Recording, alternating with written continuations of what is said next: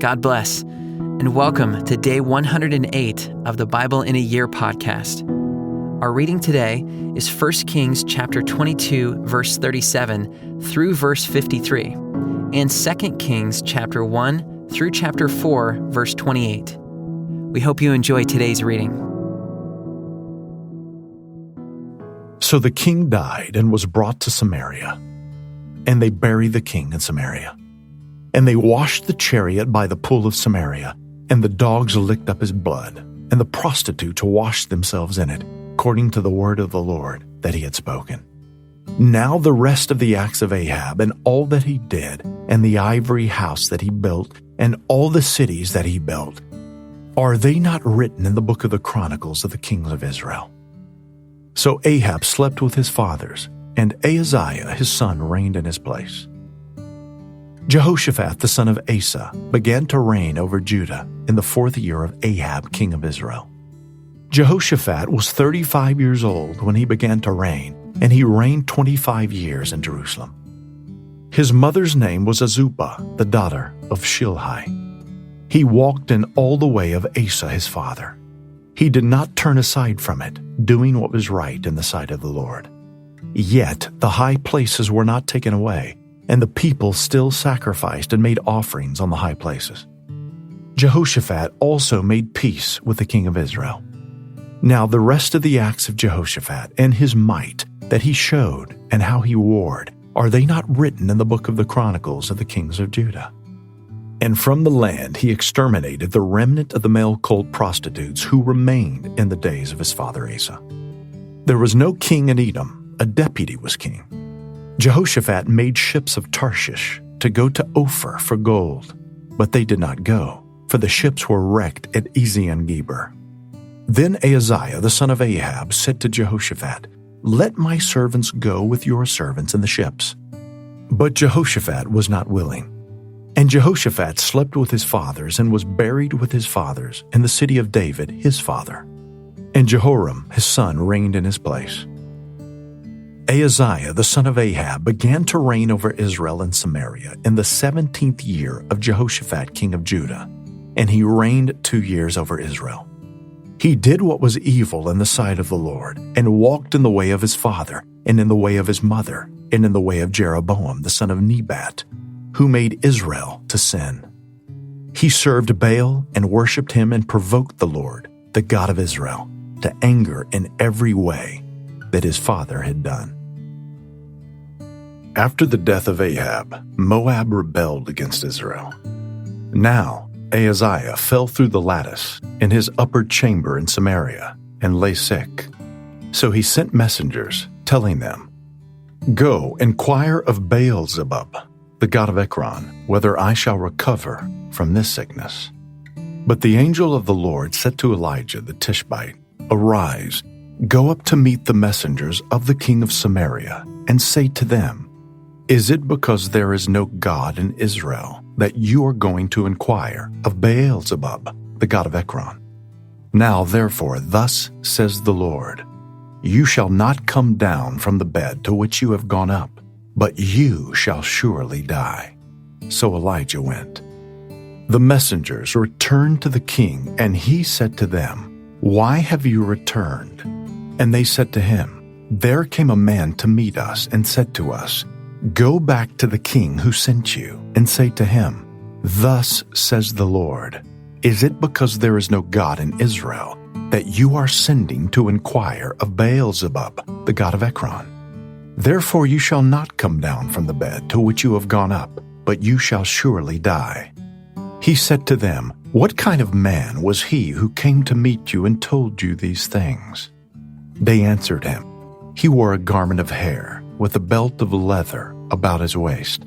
And he said, "It is Elijah the Tishbite."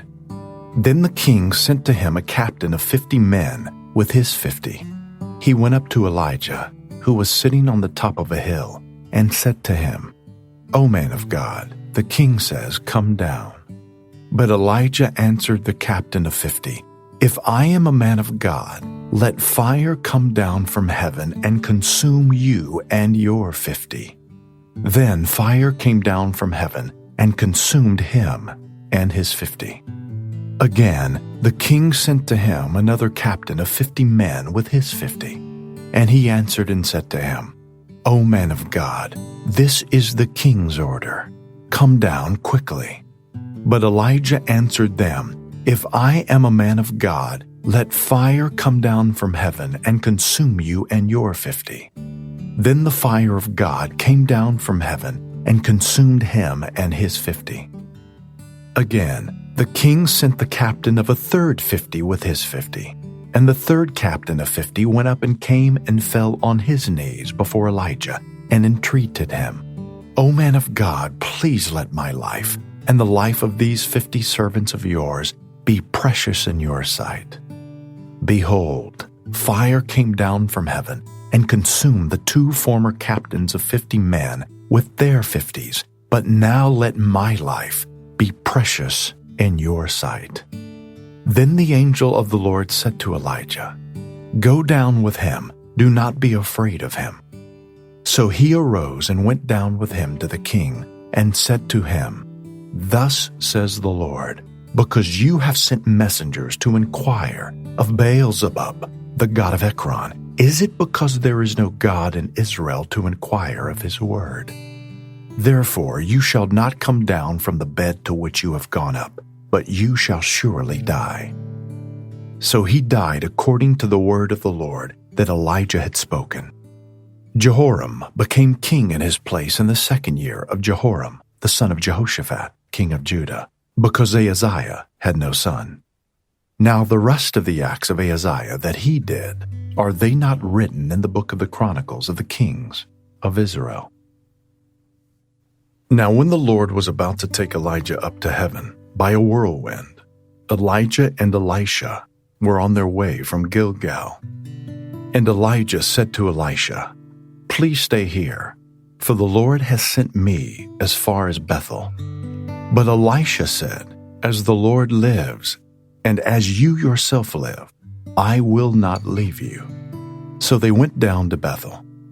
And the sons of the prophets who were in Bethel came out to Elisha and said to him, Do you know that today the Lord will take away your master from over you? And he said, Yes, I know it. Keep quiet. Elijah said to him, Elisha, please stay here, for the Lord has sent me to Jericho. But he said, As the Lord lives, and as you yourself live, I will not leave you. So they came to Jericho. The sons of the prophets who were at Jericho drew near to Elisha and said to him, Do you know that today the Lord will take away your master from over you? And he answered, Yes, I know it. Keep quiet. Then Elijah said to him, Please stay here, for the Lord has sent me to the Jordan. But he said, As the Lord lives, and as you yourself live, I will not leave you. So the 2 of them went on. 50 men of the sons of the prophets also went and stood at some distance from them, as they both were standing by the Jordan. Then Elijah took his cloak and rolled it up and struck the water.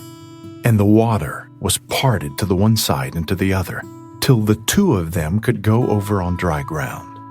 When they had crossed, Elijah said to Elisha, Ask what I shall do for you before I am taken from you. And Elisha said, Please let there be a double portion of your spirit on me. And he said, You have asked a hard thing, yet if you see me as I am being taken from you, it shall be so for you. But if you do not see me, it shall not be so. And as they still went on and talked, behold, chariots of fire and horses of fire separated the 2 of them. And Elijah went up by a whirlwind into heaven. And Elisha saw it, and he cried, My father, the chariots of Israel and its horsemen. And he saw him no more. Then he took hold of his own clothes and tore them in 2 pieces. And he took up the cloak of Elijah that had fallen from him and went back and stood on the bank of the Jordan. Then he took the cloak of Elijah that had fallen from him and struck the water, saying, Where is the Lord, the God of Elijah? And when he had struck the water was parted to the one side and to the other, and Elisha went over. Now, when the sons of the prophets who were at Jericho saw him opposite them, they said, the spirit of Elijah rests on Elisha. And they came to meet him and bowed to the ground before him. And they said to him, Behold now, there are with your servants 50 strong men. Please let them go and seek your master. It may be that the Spirit of the Lord has caught him up and cast him upon some mountain or into some valley. And he said, You shall not send. But when they urged him till he was ashamed, he said, Send. They sent therefore 50 men. And for 3 days they sought him, but did not find him. And they came back to him while he was staying at Jericho. And he said to them, Did I not say to you, Do not go? Now the men of the city said to Elisha, Behold, the situation of this city is pleasant, as my Lord sees, but the water is bad and the land is unfruitful. He said, Bring me a new bowl, and put salt in it.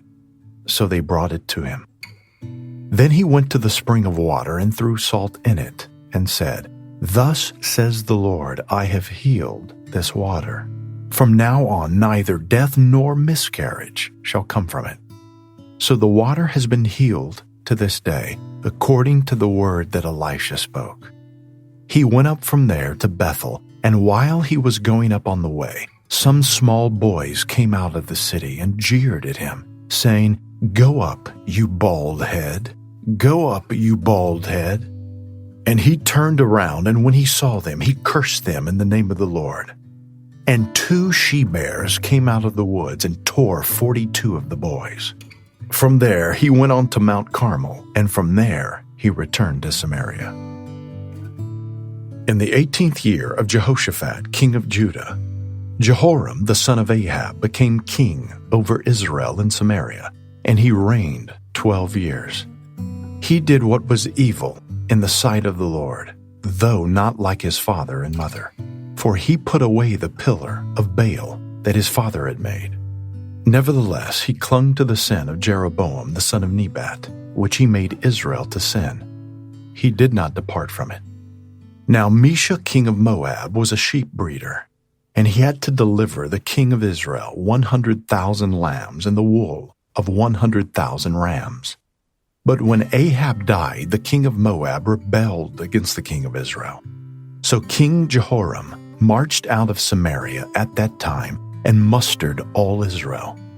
And he went and sent word to Jehoshaphat, king of Judah, The king of Moab has rebelled against me. Will you go with me to battle against Moab? And he said, I will go. I am as you are, my people as your people, my horses as your horses. Then he said, By which way shall we march? Jehoram answered, By the way of the wilderness of Edom. So the king of Israel went with the king of Judah and the king of Edom.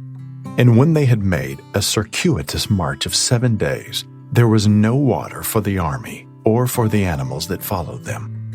Then the king of Israel said, Alas, the Lord has called these 3 kings to give them into the hand of Moab. And Jehoshaphat said, Is there no prophet of the Lord here, through whom we may inquire of the Lord? Then one of the king of Israel's servants answered, Elisha the son of Shaphat is here, who poured water on the hands of Elijah. And Jehoshaphat said, The word of the Lord is with him. So the king of Israel and Jehoshaphat and the king of Edom went down to him. And Elisha said to the king of Israel, What have I to do with you? Go to the prophets of your father and to the prophets of your mother. But the king of Israel said to him, No, it is the Lord who has called these 3 kings to give them into the hand of Moab.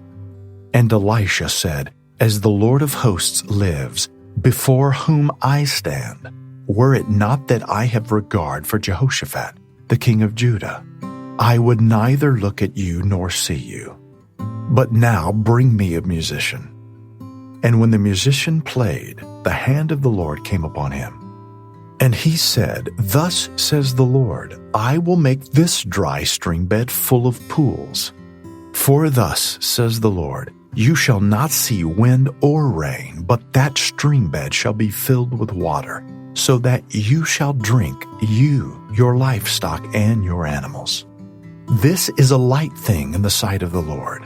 He will also give the Moabites into your hand, and you shall attack every fortified city and every choice city, and shall fell every good tree and stop up all springs of water, and ruin every good piece of land with stones.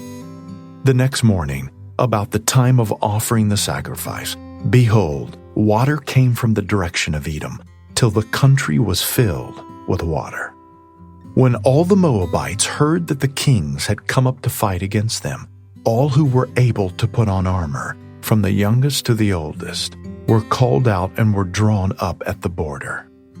And when they rose early in the morning and the sun shone on the water, the Moabites saw the water opposite them as red as blood. And they said, "This is blood. The kings have surely fought together and struck one another down. Now then, Moab, to the spoil." But when they came to the camp of Israel, the Israelites rose and struck the Moabites till they fled before them. And they went forward, striking the Moabites as they went. And they overthrew the cities, and on every good piece of land every man threw a stone until it was covered. They stopped every spring of water and felled all the good trees, till only its stones were left in Kir Hareseth, and the slingers surrounded and attacked it. When the king of Moab saw that the battle was going against him, he took with him 700 swordsmen to break through, opposite the king of Edom, but they could not. Then he took his oldest son, who was to reign in his place, and offered him for a burnt offering on the wall. And there came great wrath against Israel, and they withdrew from him and returned to their own land. Now the wife of one of the sons of the prophets cried to Elisha, "Your servant, my husband, is dead, and you know that your servant feared the Lord.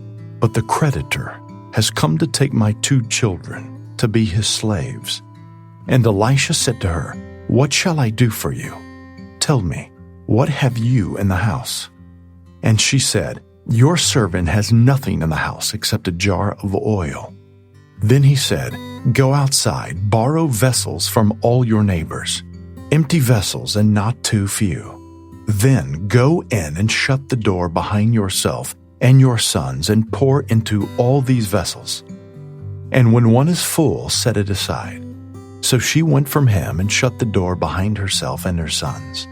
And as she poured, they brought the vessels to her.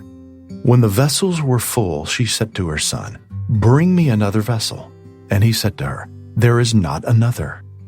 Then the oil stopped flowing. She came and told the man of God, and he said, "Go, sell the oil and pay your debts, and you and your sons can live on the rest." One day Elisha went on to Shunem, where a wealthy woman lived who urged him to eat some food.